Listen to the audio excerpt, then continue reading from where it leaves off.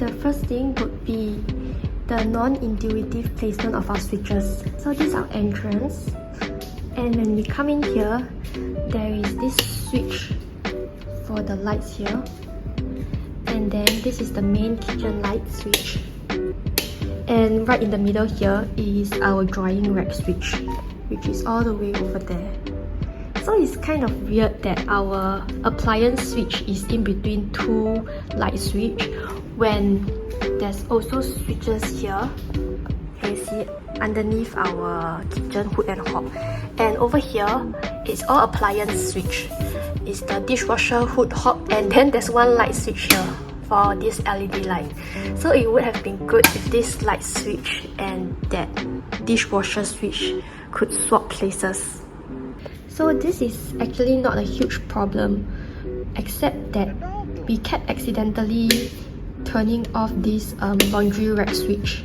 Yeah, because it's in between the light switch that we always use. So what we do, right, is that we pasted a sticker here so that we just like never click this, and generally we just like always leave it on. So number 2 is not enough socket points. This is a very common regret, and we already bore this in mind when we did our planning, but we still had this regret. This area here is our main regret. So this is the entry area. We didn't expect to put anything electrical here, like 0. So because we expected 0, we just put 1 in case we wanted to charge our phone in this area. But who knows, we would have a Google Home. It was not planned, and we will also have this electric candle burner. So we tried to plan for it, but I think it's impossible to anticipate all your future needs. This worked in our favor because for our living room, we anticipated needing 1 socket for this electric recliner sofa, but who knew our sofa needed 2 sockets for like both sides of the chair. So we anticipated 1, we made 2 sockets, and we ended up using both. Okay, this display shelf. A lot of our regrets are around this area, I realized, but yeah. The third one is not lighting up our display shelves. So the reason is that we already have a lot of lighting points in this area, like the first one, 2, and also below the table, 3. So there's already 3 lights to light up this whole area. So we didn't think we needed lights over there, but as you can see, even with all 3 lights turned on, this display area looks very dull and boring. And this is as compared to this display area. So for this, we have display lights, and it makes the area look very nice.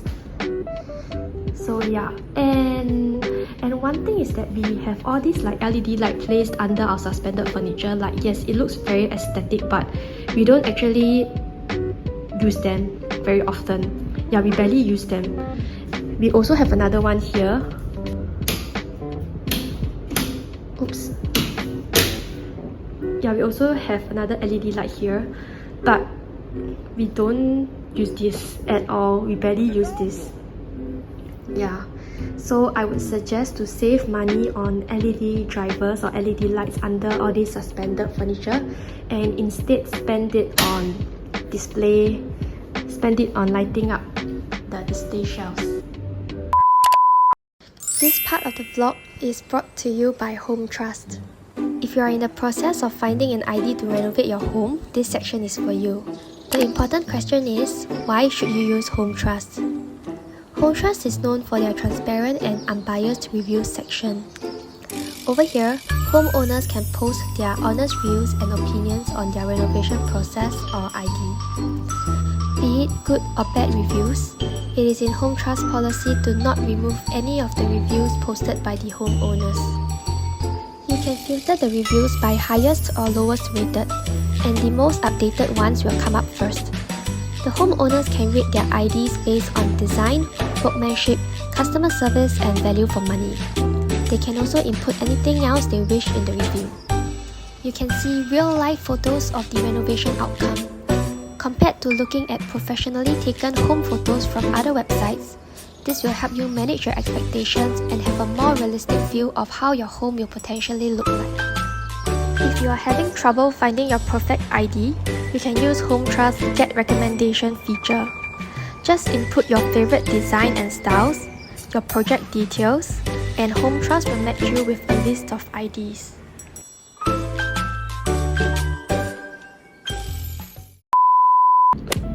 So fourth, we'll be having our induction hob beside a white wall.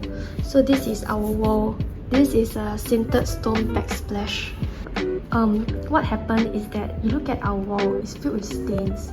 Look at this, like turtle shell stains. I don't even know what that is. Like, we can only guess that it is from all the steam and the smoke from cooking in this area that lead to these stains. I don't know what is that.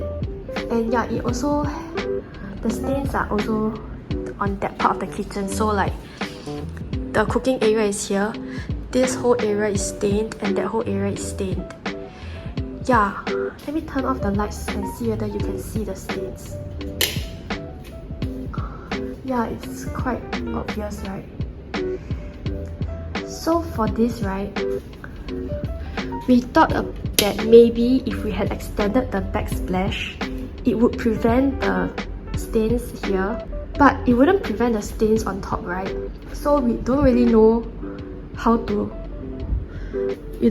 the solution for this. And we cannot imagine putting our induction hob anywhere else in the house as well. So I guess this is not really a regret because there's no solution. So like, what's the regret? It's just, yeah. But if anyone knows like what these stains are, you can let us know. But yeah, so this is just a pain point in our house.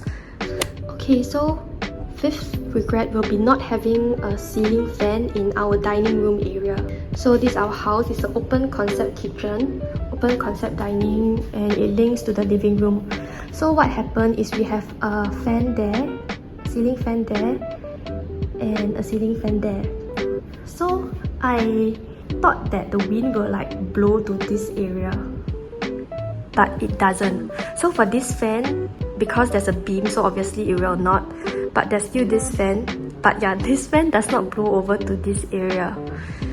It sounds kind of stupid, but I don't have a ceiling fan in my previous house, and yeah, I just thought like the wind will reach here, but it doesn't. So the good thing is that we do have the aircon. So like if people come over, we can turn on the aircon. But like if I'm by myself, like on a day-to-day basis, sometimes I sit here, I'll get quite warm. So this can be easily solved because I can just put a standing fan there, but like it will take up space, and this could have been prevented if I get like a ceiling fan here too. Okay, and the last regret would be only installing day curtains in our living room and study room and not having night curtains. So for this living room area, the curtain man did advise us that some people like to have movie night and they want blackout curtain for their living room, but we wanted to save money, so we were like, nah, we don't need that.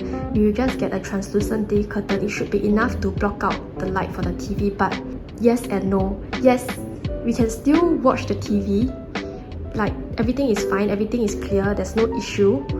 But we realized that when we watch the TV at night, it's like so much clearer. So maybe getting a night curtain in the living room would provide for a better TV viewing experience in the daytime. Yeah, I don't know if it sounds stupid, but yeah, that's a small regret, but that's a small issue. So for this room, it's fine because yeah, no one really uses it for anything important. It's okay to just have day curtains. This is our bedroom, and it has blackout curtains, which is okay.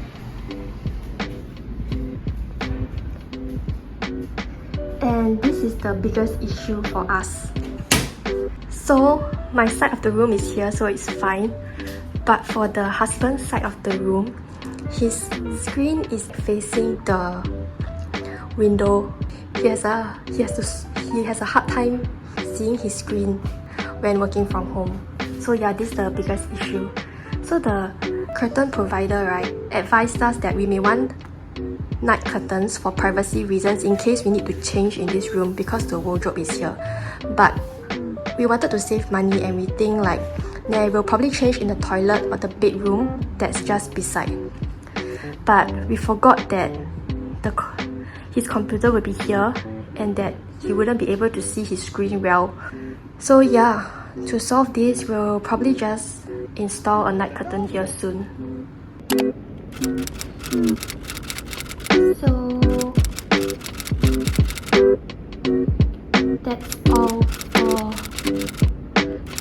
our reno regret video.